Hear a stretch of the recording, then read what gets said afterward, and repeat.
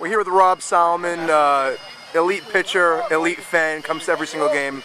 Rob, give me some quotes after Nemi emphatically said we're going to rock Rob when he faces you next week or whenever you play in the championship game. I'll just let the pitching do the talking. Last time we played him, it was that rain-soaked game. They crushed me in the first game. I came back in the second. I don't see this problem. I faced them enough. I know what I'm going to do. So, Rob, can I get a prediction?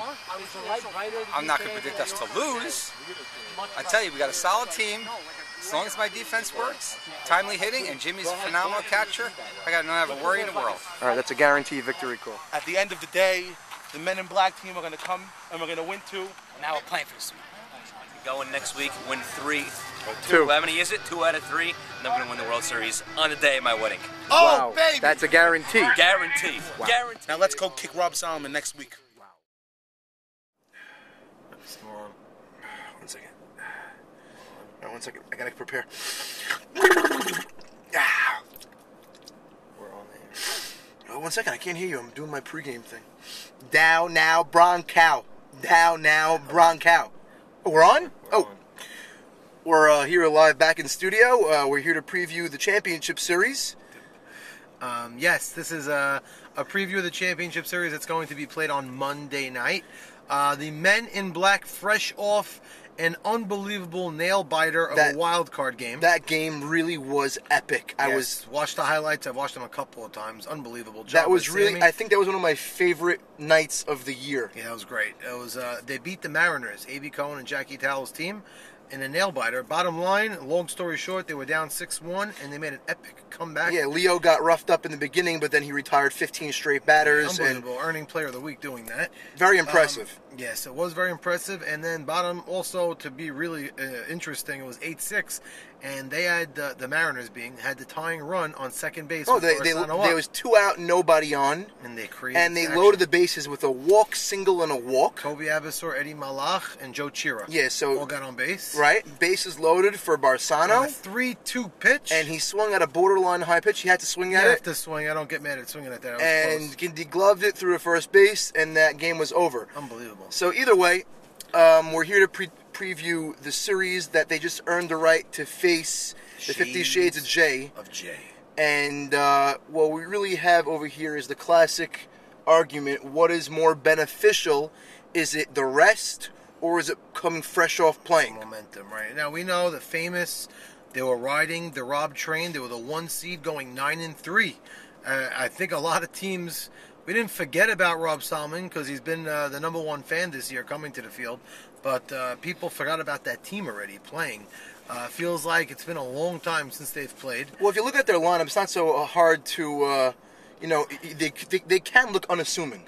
But you have the guys on top. You have Mo Shama, you have David Rishti, you have Sully Cohen. Louis Patesh, yeah. Now you have the guys on top, and after that, a bunch of names you're not familiar with, and they've been getting the job done, and they've been having timely hits to the bottom of the lineup, and at the same time, they were also, playing spectacular defense, and that's really what got them there. True. The guy hitting-wise that brought that team, I think, in the beginning of the season, they were a little bit sputtering, and Norwood didn't really know about his team. He was caught in the corner. Yeah, it looked like he was crying sometimes. No, they didn't have an identity yet. Right, they didn't find their identity. They finally found Rob with defense, and then when the bat of Sully Cohen came off of injury, when he came off his back injury, that proved to be a very big missing ingredient. That's what jet-started their offense, because we always have those guys on top of the lineup, always on base. And you have Shama and Rishti. Sully's the big boy who could bring him home. And Sully, when he was bringing them home, was when they were winning, and that's why they had a 9-3 record this year. Right. He's an RBI guy, Sully, and like we said, having Mo Shama and Isaac Norwood up the middle defensively is with Rob on the mound is huge. So that being said, flipping to the Men in Black, we've been talking about them a little bit more often lately because they've been in the press a little more. They got a crazy lineup, we know that, with Stephen Gindi and now Avi Dweck and Nemi. No, the Men in Black lineup really. Eli Harari, Leo it's Pachotto. It's a very full lineup. It's top to bottom. There's really not any glaring hole in that lineup. You got like Mark Cohen batting 10th in that Right, lineup. he's batting 10th, and if you look at Mark Cohen's batting a .460 on the year. Yeah. And hitting the ball well. Yeah, so listen, their lineup is definitely the reason they're there, but you can't discount the fact that Leo Casson, after being a .500 pitcher, just pitched a pretty big game. Right, he's one game over 500 this year, but that one game was what got him into the semifinals. Well, the funny thing is, in this league, all you have to be is one game over 500 to end the year, and you can win the World Series. That's right. Well, that's what happens. So even in the major leagues nowadays, it could be. No, like yeah, it's that. crazy. But I'm saying Leo into the playoffs. Leo, this past game, he has a way of being inconsistent. We see he always either wins or loses game one, and even in the game itself, he gave up 6 runs. In right, 2 and innings. then all of a sudden he pitched lights out. So, question is, which Leo is going to show up? The good Leo, the bad Leo, or the Uncle Leo? And that's fun. Yeah, so and it really, I think it's going to come down to that, because if the walking Leo, the guy who walks batters, comes and Shama and Rishdi and company are very patient hitters, I think they could exploit that. And they got a lot of veterans on the team, and don't forget Rob at the plate as well is smart, and they have a lot of speed in that lineup. Like David Towle was one of the unassuming guys you're talking about. David Towle's been hitting great.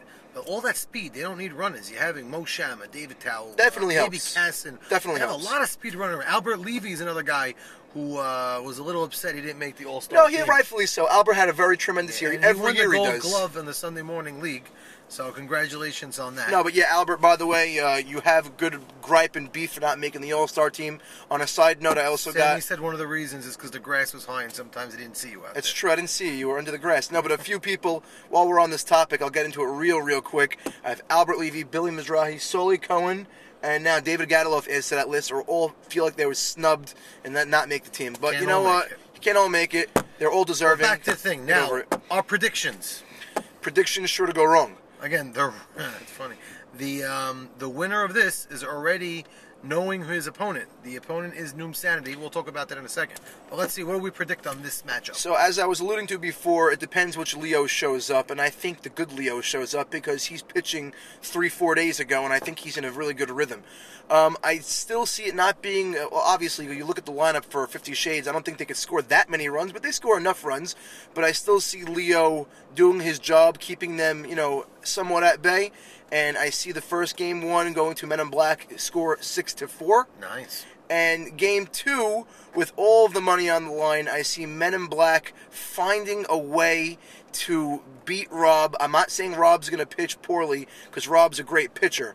But I still see the Men in Black, Nemi, backing up his words and actually beating Rob, but not because Rob's fault, just because they're just going to get beat. Well, they have a good lineup, and if you're saying Leo's going to be big, hey, I'm going to go on that flip side. I really feel that this time off is not going to hurt them. As long as Rob starts the game strong and keeps that team, the Men in Black, being at a minimum, even if he gives us a run or two in the first 1, 2, or 3 innings, I think the Shades of J, 50 Shades of J, are going to get right back to where they, feel in their comfort zone. And I think they're going to come out winning, and I think they're going to have so much confidence, knowing that they're the best team in the regular season this year. Being 10-3 after a first win, I think they're going to win another game. So we're both calling sweeps on both sides, and whoever wins this series will be earning the right to face Noom Sanity. Sanity with Mikey Shalom on the mound. Let's wait to preview the Noom Sanity versus whoever wins this when the time comes. Okay, just Noom Sanity. Played a great series against the Mike and Ike's Part 2. We really didn't talk much about it. We had a quick pick show on it. Bottom line is that team came to hit. Bobby Safdie came alive. Ali and Mikey pitches to contact, like he said in the interview, and Mikey's defense takes care of him, and Mikey does a good job on not walking batters. So let's see. Playing smart. From playing like a bunch of Little League stupid plays before, or however you put it, they're playing smart defense now. Their outfield stepped it up. David Beta and Carlos is playing a good shortstop. So they earned their way into the World Series. So let's see who faces them in the World Series, and only time will tell. So I'm calling sweep for Men in Black, and I got sweep for the 50 Shades of J. Let's see. Over the course of the season, he's been a big 50 Shades fan, but look what happened. Yeah, listen, it's a momentum thing. It's the only reason. But I don't think they're going to pitch. I don't think they're going to play poorly. Good luck, and we'll see you in the World Series preview.